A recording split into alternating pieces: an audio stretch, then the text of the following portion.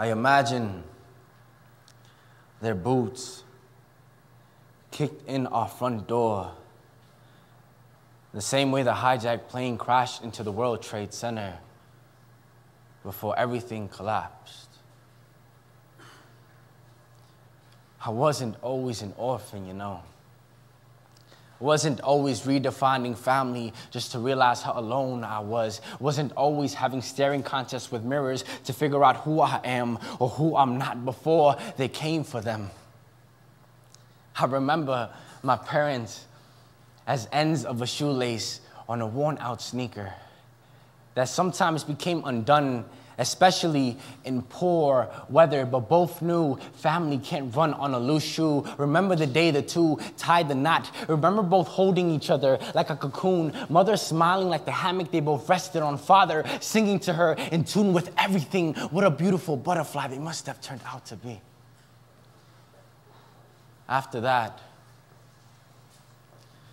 I don't remember much about my parents. But I'll never forget the morning the terrorists attacked my home.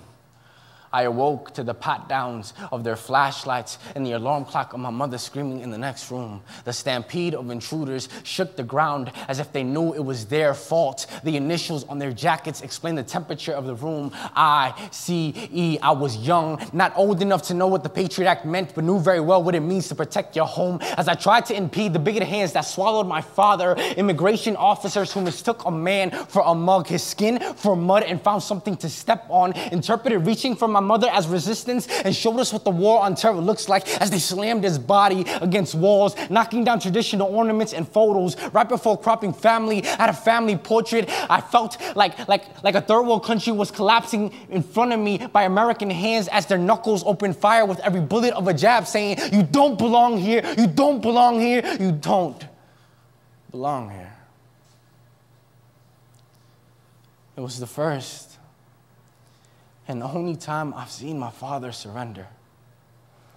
Hands tied behind his back, head down as if his swollen face weighed more, kneeling like a bad paperclip that couldn't hold together his Salvadorian citizenship and his American green card, when my mother yelled at the officers with her heart, English, and family all broken, not knowing they would come for her later that week, until the whole house became a ghost town, until I was the only dying person in the living room, sat in a deafening silence as my teardrops exploded against the floor as loud as the bombs in Baghdad or the fireworks of 4th of July. America, tell me, how gorgeous does independence sound when you're capturing another country? Do their white flags become your star-spangled banner when you're done wiping the blood off of your hands? Do you find it ironic that the people you are trying to keep out with fences are the same ones building them? Force people out of their homeland in the name of homeland security. I get it. You were just trying to show me what it's like to have foreigners invade your home, and I got it. Spent the rest of my life like a hijab in rural North Carolina, like chopsticks in an American restaurant, like a sore thumb in a room full of middle fingers all staring at me. Grew up stray with international phone calls for parents,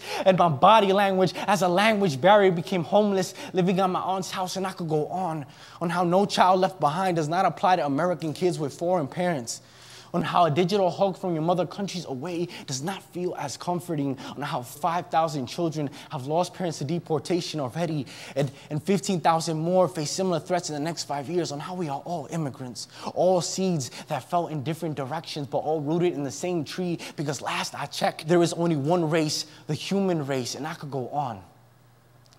But I know you have a family to go home to. I just wish I still had mine too. Thank you.